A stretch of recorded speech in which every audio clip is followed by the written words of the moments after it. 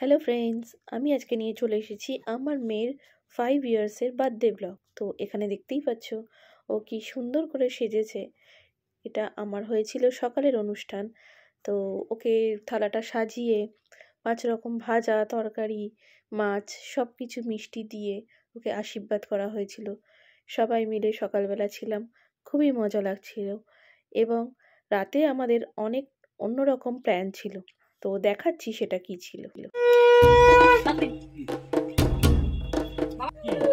হ্যাঁ হ্যাঁ হ্যাঁ, একবার দিয়ে দিলেই